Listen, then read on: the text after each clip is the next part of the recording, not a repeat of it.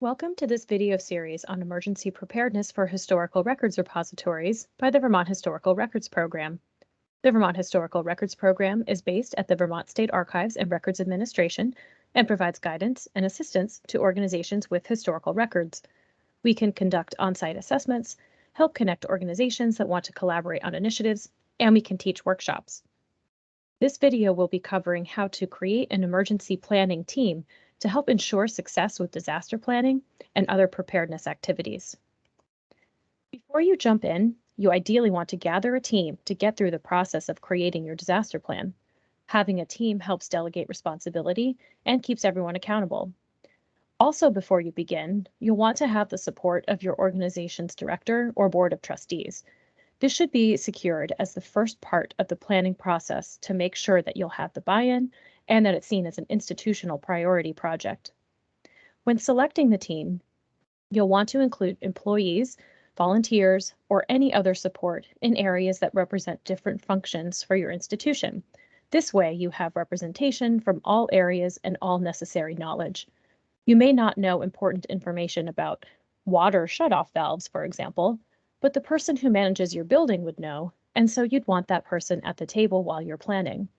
You'd want to include such people as someone who knows about the administration of the organization, including the important operational records, staff or volunteers who deal with collections and know what items might be rare or irreplaceable, the person who knows about important networking and technology requirements, whomever is responsible for building safety or security, a facility or building manager who has a good understanding of the layout of the building and its systems, and finally, someone who has the power to make purchases and or enter into contracts for your organization.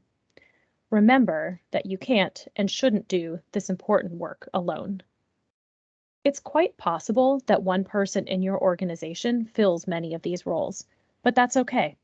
Don't be afraid to ask people outside of your institution for help. Are there people in your community with technological or emergency management experience that you could invite to the table? Are there other organizations you might be able to work together with? The importance of having the team is to make sure that all areas of knowledge are reflected in the plan and that one person doesn't have to take on this important work alone.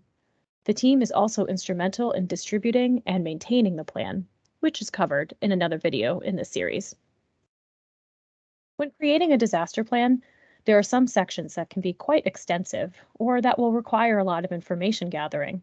Don't let it feel overwhelming. Just do what you need to do to get it done. Some suggestions are to break sections into smaller chunks, delegate responsibility for information gathering, or to complete certain sections. Remember, you have a team by your side to help you in this work. Definitely set deadlines and hold each other accountable. Check in with your team, have regular meetings. You don't have to do this all in one day, but it's important to keep working at it and make sustained progress. It's okay to be a tortoise.